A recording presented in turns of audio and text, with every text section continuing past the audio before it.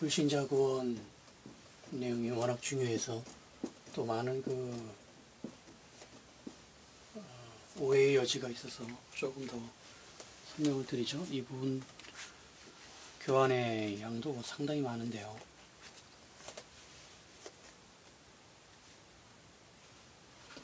자, 지금 이 요한계시록이 옳게 해석이 되면서 이것이 요한계시록 한 권에 머물질 않고 성경 전체의 해석을 다시 검증하고 또 미흡했던 부분을 완성하고 하는 그 막중한 영향을 끼칩니다. 그래서 지금 조금씩 요한계시록 7천년적 전천년설이라는 이 해석이 정말 진리를 옳게 풀었다면 그 여파가 점점 나타날 터인데요. 사실 그 여파의 첫 증거가 바로 이 불신자 구원이라는 영역입니다. 자, 지금 후알란 들어서 이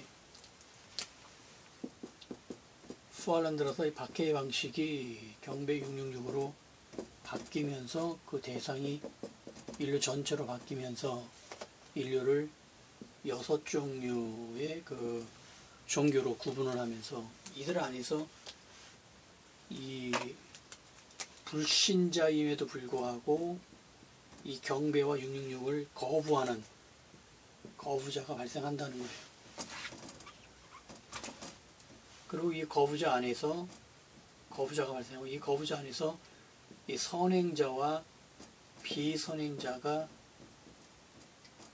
나온다는 겁니다. 지금 예수님께서는 그래 이 선행을 하지 않은 비선행자는 구원을 못 받고 선행자는 구원을 받는다는 거예요.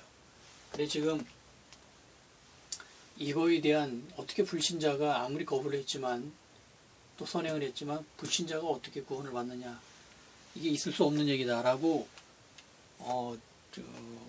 단호하게 정리를 하고 넘어가고 싶지만 거기서 나온 것이 양과 염소 비유라는 거예요. 이 비유가 없었다면은 이 비유가 또 지금까지 해석한 그 범위에서 정도 은혜로 받고 따지지 않고 은혜로 받는 정도로만 해서 별 문제가 없었다고 하면 상관이 없지만 예수께서 친히 말씀하신 양과 염소의 비유가 지금 묵상을 해보니 믿는 자들도 대상이 아니고 믿지 않는 불신자들에다 놓을 수밖에 없는데, 그러다 보니까 제가 해석한 이 과정 속에서 불신자, 거부자의 선행자가 나오는 이 내용과 지금 다 만난 겁니다. 만나면서 놀랍게 이 양과 염소 비유의 그 말씀의 그 본질이 지금 드러난 거예요. 계시록을 몰랐을 경우에는, 이 내용을 몰랐을 경우에는 이 비유는 지금처럼 그대로 그냥 은혜로 받는 정도로 그냥 사용하고 말 것입니다. 그래 지금 이게 없었다고 하면은 그냥 간단하게 말도 안 되라고 치부하겠지만, 예수께서 친히 말씀하신 비유 안에 이거 외에는 설명할 수 없는 비유 내용이 들어가 있다는 거예요. 그런데 이것이 양과 염소 비유 하나만 있느냐? 그렇지 않습니다. 이 내용을 알고 성경 전체를 찾아보면요, 이 불신자 구원 내용이 무지무지하게 많습니다. 그야말로 말씀 66권이 다 새롭게 열리면서 완성돼요. 지금까지 해석이 완전히 잘못됐다는 것이 아니라 지금까지 해석한 부분에서 불완전하고 미흡했던 부분이 계시록이 완전히 해석되면서 그 미흡했던 부분이 정말 흡족하리만큼 충분히 해석이 됩니다. 그래야 이제 성경이 무엇이라는 것이 전체적으로 윤곽이 다시 드러납니다. 자, 이와 비슷한 이 참 난해한, 쉽게 수용하기 힘든 이 불신자의 구원의 이 내용이, 이거 양과 염소 비유 정도 하나만 있으면은 또 있어요. 그것이 뭐냐면 포도원 품꾼 비유입니다. 이게 지금 성경의 구석에 있는 얘기들이 아니에요. 이것이 복음서의 전면에 등장하는 중요한 위치에 등장하는 그런 비유지, 또 예수님의 비유 중에서도 짤막한 비유가 아니에요. 분량도 굉장히 많은 분량입니다. 지금 이 양과 염소 글자의 수, 절수만 봐도 짧은 비유 내용이 아니에요. 포도원 품꾼 비유도 마찬가지입니다. 이게 지금 내용은 우리가 다 알고 있는 거예요. 3시, 6시, 9시에 포도원 주인이 나가서 이놈들이 놀고 있으니까 3시에 가보니까 있으니 품꾼으로 보내고 6시에 또 품꾼으로 보내고 9시에 또 품꾼으로 다 보냈다 생각하고 또 나가보니까 11시에 나가보니까 또 있는 거예요, 품꾼이. 그래서 이들까지 포도원 일꾼으로 보내서 일을 시키고 12시에 끝났습니다. 이제 이 일이 끝난 다음에 일당을 주는데 전부 다 동일하게 주는 거예요. 한 데나리온씩 다 줍니다. 그런데요, 3시, 6시, 9시에 들어간 이 세 부류가 이 11시에 들어온 이 품꾼을 원망하는 겁니다. 왜요? 다 한 데나리온씩 다 똑같이 주거든요. 이 네 부류를. 이 품꾼 비유, 포도원 품꾼 비유 역시 동일합니다. 만일에 이것은 뭐 당연히 우리가 쉽게 알 수 있지. 이거는 교회사 동안에 승리자들을 말하는 겁니다. 그렇죠? 그래서 이 교회사 우리 앞서 믿음을 가졌던 핍박을 받으면서 로마의 밖에서 승리한 이 자리부터 교회사에서 승리한 자들한테 상급 주는 건 당연합니다. 그런데 그럼 왜 11시면 거의 다 와가지고 지금 다 와서 재림에 다 와가지고 들어온 이 자들을 왜 이들이 원망을 하느냐. 전부 다 신자들인데, 예? 이들이 다 예수를 믿어가지고 승리한 자 신자들이라고 하면은 왜 이 세 부류가 11시 온 품꾼들을 원망하느냐고요. 즉 이 얘기는 11시에 들어온 이 품꾼이 11시의 품꾼이 이들이 신자가 아니라 불신자였기 때문에 이 세 신자들이 원망을 했던 겁니다. 이 세 부류는 예수를 믿는 신자들이었으니까 당연히 구원되니까 이들 사이에서는 원망이 없어요. 왜? 정상적으로 예수를 믿고 구원됐기 때문에 이들 사이에서는 만일에 이러면 3시에 온 품꾼이 9시에 온 품꾼한테도 원망을 해야 됩니다. 6시에 들어온 품꾼은 11시 품꾼은 원망 무거우니까 9시. 근데 이들 세 사이에 원망 관계는 없어요. 마지막에 온 이한테만 지금 원망하는 이유가 바로 이 11시 온 품꾼이 불신자였기 때문에 그렇습니다. 이해가 되시나요? 예수님의 비유의 말씀을 정말 잘 보셔야 됩니다. 양과 염소 비유 하나만 있는 게 아니에요. 포도원 품꾼 비유 또 있습니다. 제일 난해한 비유 하나까지만 더 확인하고 불신자 구원은 정리를 하죠. 이 부분에 대해서는 메모양도 굉장히 많고 사례들 또 말씀에서의 증거들도 굉장히 많습니다. 제가 이 세 가지만 지금 말씀드릴 그 정도만 갖고 있어서 이거 세 가지만 하고 넘어가는 게 아니에요. 여러분이 상상을 초월할 만큼 많습니다. 성경에서 지금 구약 신약 다 포함해서 선행으로 나오는 모든 얘기는 다 이 얘기예요. 그래 선행 얘기가 여러분 몇 가지 안 나올 것 같지만 저도 그렇게 생각을 하고 이걸 알고 나서 말씀을 보는데 구신약 합쳐서 선행에 대한 말씀이 그렇게 많은 줄 몰랐어요. 신약에서도 특히 더 많지만 정말 많습니다.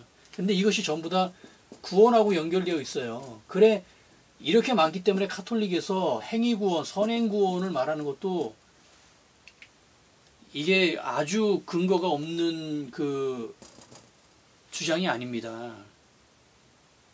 다만 가톨릭은 지금 이 계시록에 이 선행 많은 것들이 이 마지막 때에 7년 대한날 후환란에서의 불신자, 거부자, 선행자 이 구원이라는 거를 몰라요. 계시록을 못 풀었으니까 가톨릭도 이걸 모르는 상태에서 말씀이 워낙 선행으로 구원되는 얘기가 많다 보니까 선행으로 구원된다라고 얘기를 하고 있는 거예요.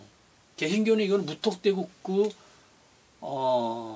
공격할 수는 없습니다. 말씀의 선행 구원이 그렇게 많은데 다만 개신교는 예수 그리스도에 대한 믿음 구원이 아주 확고하기 때문에 이건 맞습니다. 예수 그리스도 외에는 구원의 길이 없어요.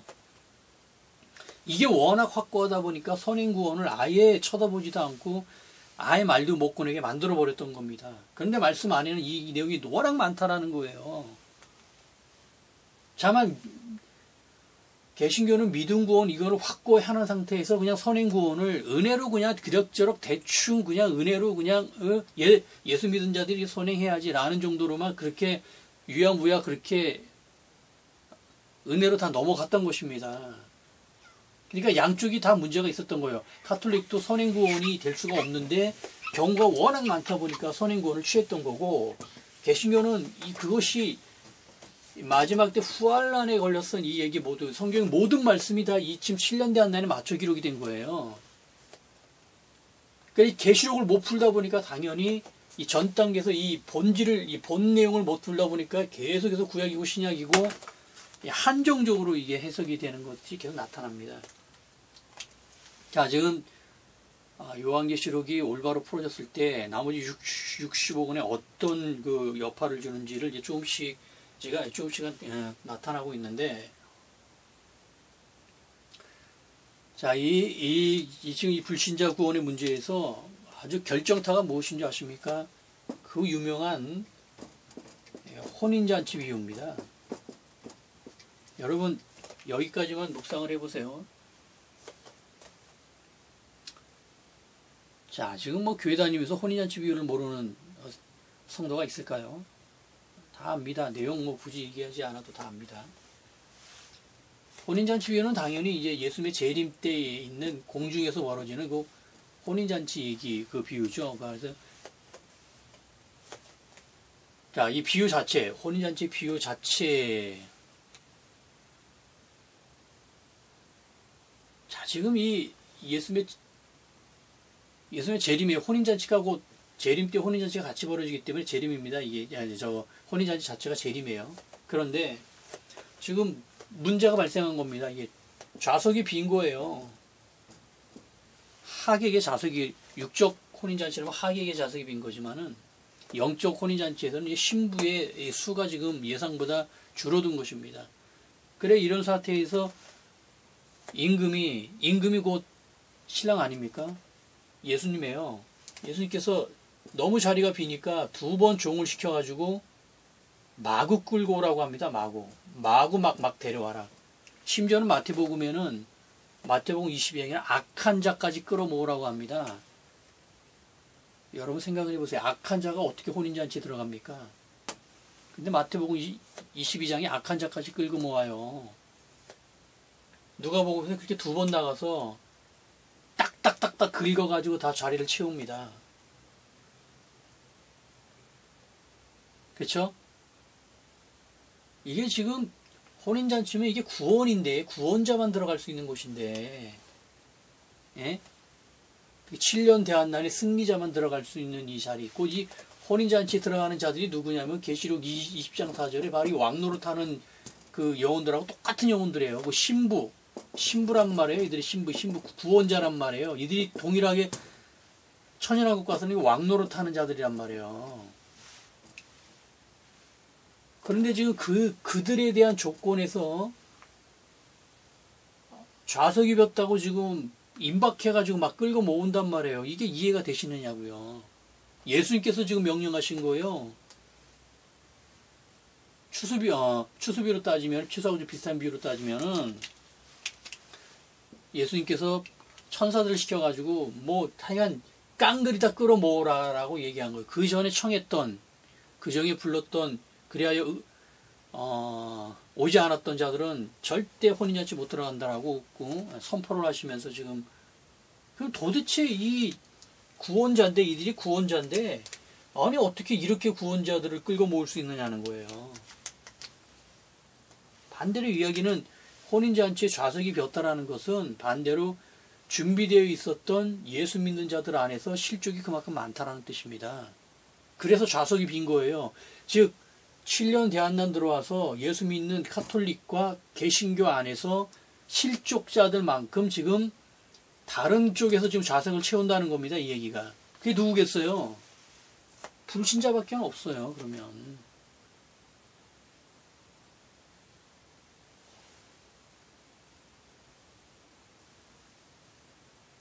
그러면 이때 닥닥 끌고 모았던 이자들도 예수를 믿는 자들이라고요? 그들은 이미 청함을 받았다니까요. 예수 믿는 자들은 이미 청했습니다. 응답하지 않았어요. 그들은 오지 않았습니다. 삶에 쫓겨서요. 그 얘기는 삶에 쫓겨서 못 왔다는 얘기는 후환란 때 666을 받았다는 얘기예요. 밭농사지러 가고 사업하러 가고 결혼 때문에 이거 다 666 받았다는 뜻이에요. 그것이. 그래 이 끌고 모았던 이 자들의 특징이 뭐냐면 누가복음 보면 전부 다 약자들입니다. 전원자들, 병자들 다 약자들이에요. 왜 약자들입니까? 경배 666을 거부하고 계속 있었던 거부자들이니까 얼마나 힘든 처지에 있겠어요. 즉 거부자들 안에서의 지금 그 일방적인 구원이 지금 이루어진 겁니다. 이것이. 누구겠어요 그러면은? 불신자 중에 거부자 중에 선행자들을 지금 끌고 모으라는 뜻이에요. 이것이. 이거 역시도 이렇게 혼인잔치 비유의 그 말씀을 엄밀하게 보질 않고 또 은혜로 그냥 마치 추수처럼 어떻게 보고 또 재림처럼 그렇게 보고 맙니다. 이 비유 역시도 혼인잔치 비유 역시도 계시록을 정확히 풀지 않으면은 이게 무슨 말씀인지 그냥 부분적으로 해석하고 말아요. 자, 그런데 혼인잔치 비유에서는 더 큰 문제가 생깁니다. 이렇게 되었다 칩시다. 그런데 이 끝판 가서 이걸로 그냥 비유가 끝나는 것이 아니라 끝판 가서 예복 없는 자라는 아주 기이한 내용이 들어가 있어요. 그래 지금 다 이제 끌어모아가지고 혼인잔치에 다 들어가서 혼인잔치를 열라고 이제 임금이 시작하려고 나왔는데 보니까 에그몬이나 아니 혼인잔치를 온 이 하객일 수도 있고 신부일 수도 있고 여하튼 어쨌든 예복이 없는 거예요.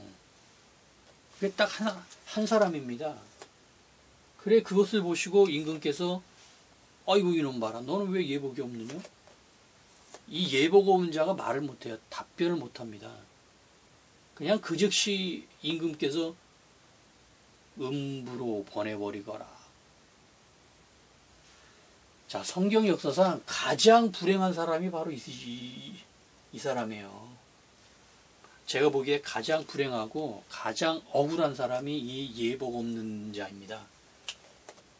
이 사람은 영적 혼인잔치, 이거 지금 혼인잔치가 어떤 상황인지가 우리가 지금 상상을 별로 안 해서 그런데 이 영적 공중에서 주님께서 재림하셔서 공중에서 만나서 이 공중에서 벌어지는 이 영적 혼인잔치는 이건 어마어마한 그 영적 축제예요. 이게 지금 어떤 양상으로 벌어질지 그 상황이 어떻고 의미가 어떻고 진짜 그 안에 들어갔을 때 그 상황이 그건 완전 천국입니다.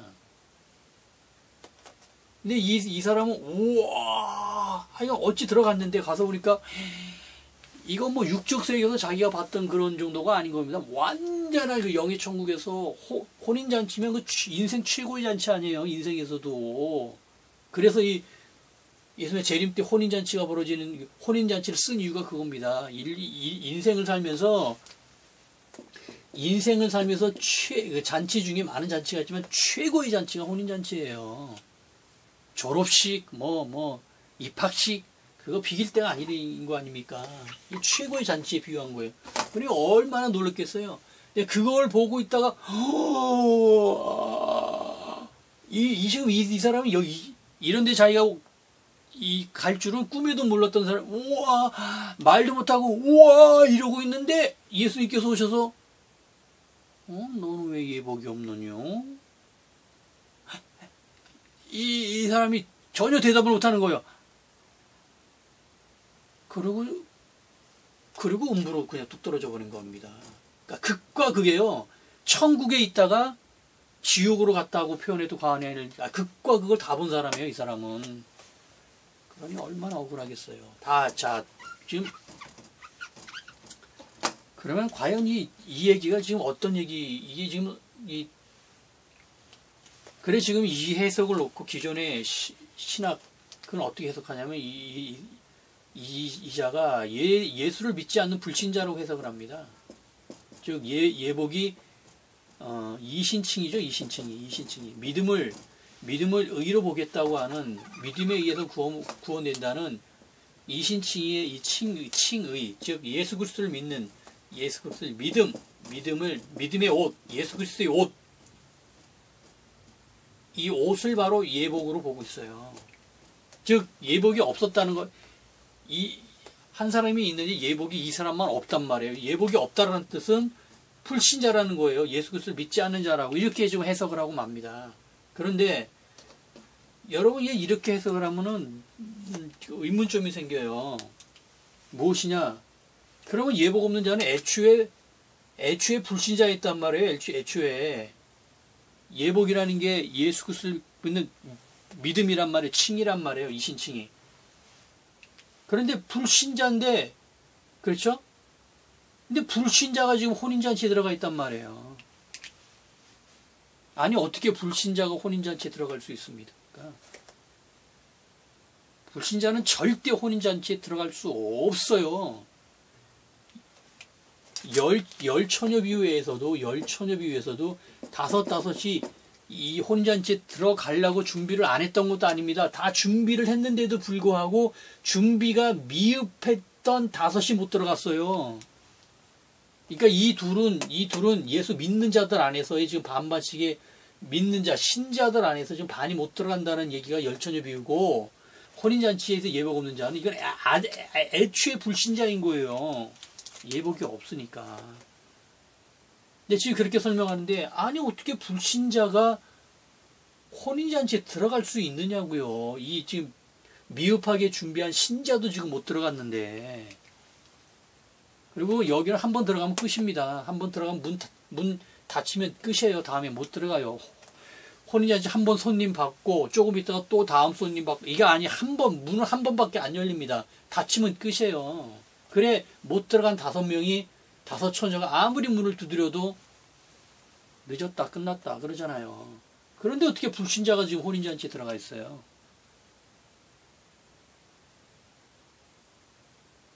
이렇게 제가 물으면 비유는 비유 정도로 생각해야지 뭘 그렇게 꼬치꼬치 따지냐고 할 말 없으면 이제 거기까지 갑니다. 자, 제가 지금 기존의 해석을 지금 그 꼬투리 잡아서 따지고 있는 건가요?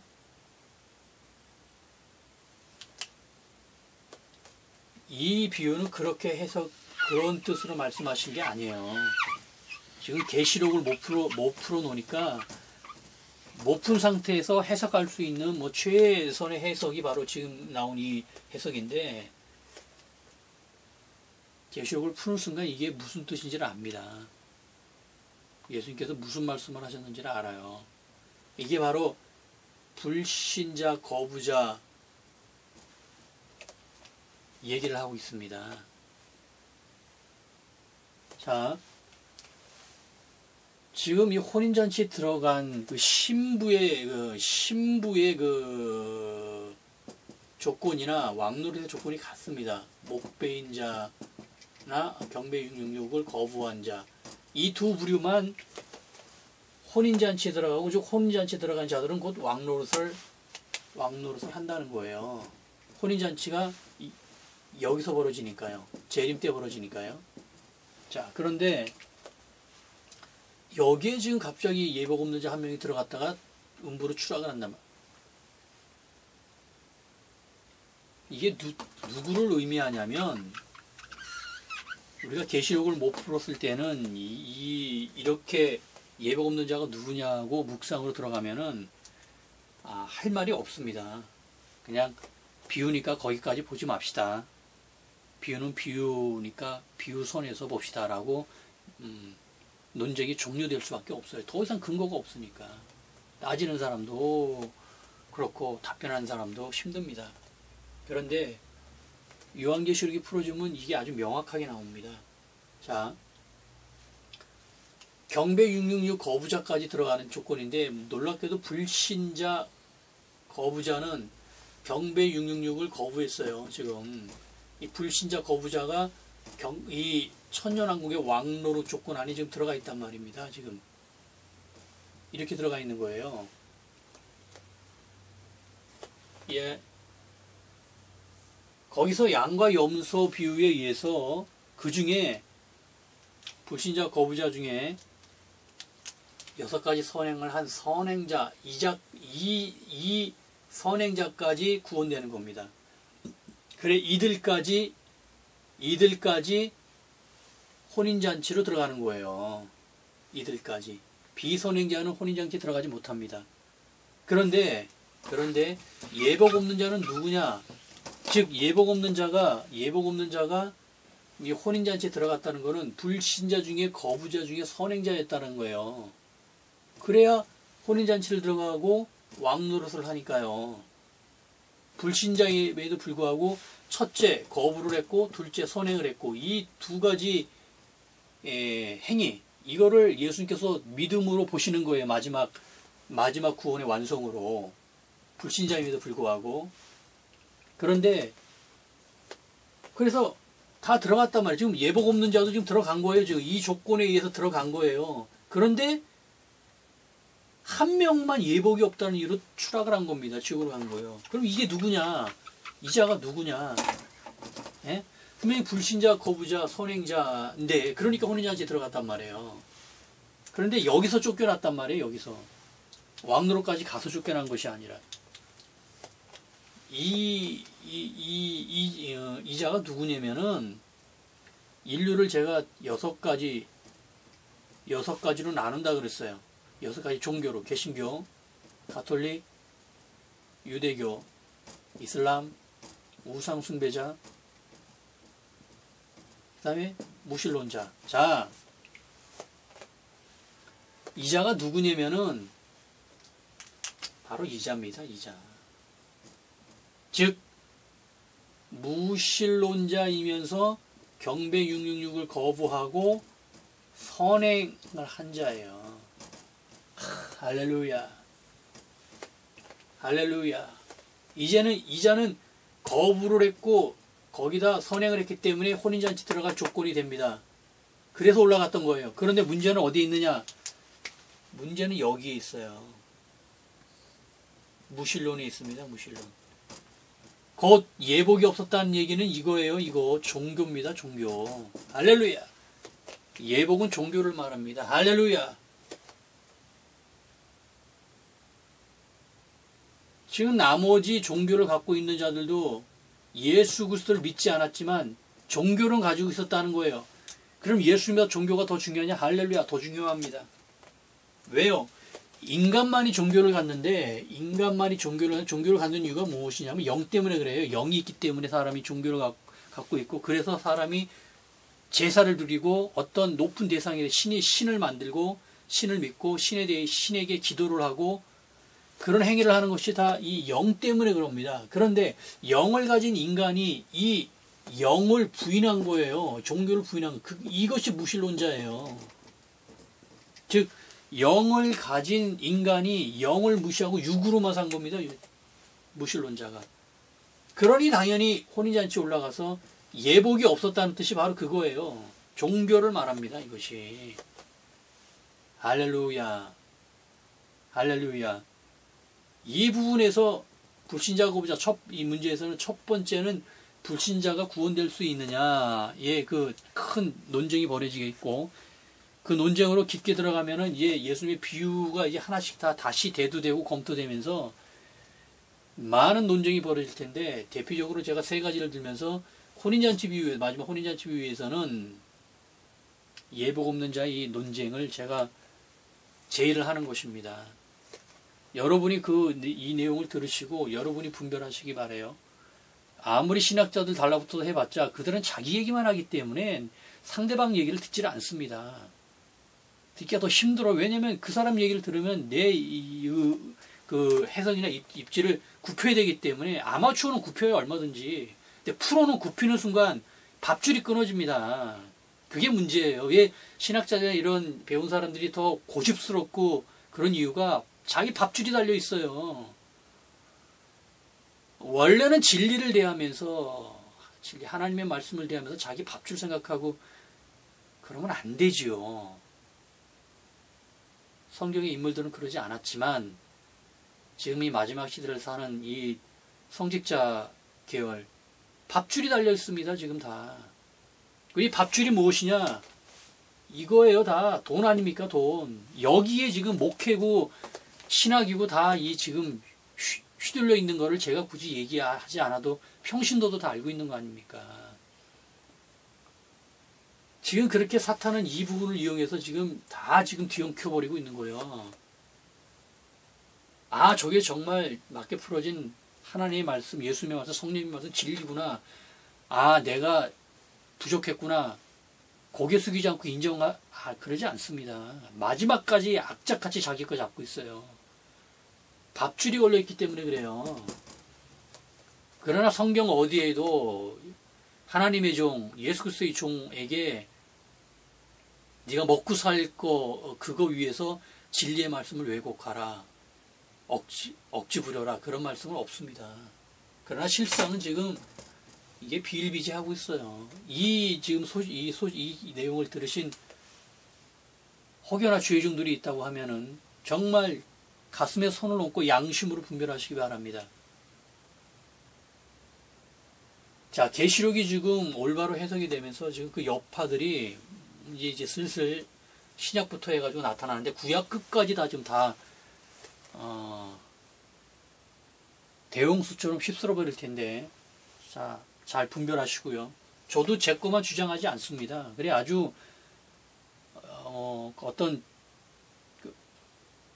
이익이나 자기 유리한 부분 다 내려놓고 오직 말씀만 비춰서 지금 이 내용을 분별해야 돼요. 저도 마찬가지고 성도들도 주의점도 이 하나님의 진리의 말씀 앞에 내가 유리할지 불리할지 그것 따진다는 건 정말 부끄러운 일입니다. 하나님께 정말 죄송한 처신이에요. 정말 그런 일이 없기를 바라고요. 자, 지금 이렇게 세 가지 비유가 동일하게 불신자 안에 구원이 있고 구원이 있다라는 것을 지금 계속 말해주고 있습니다.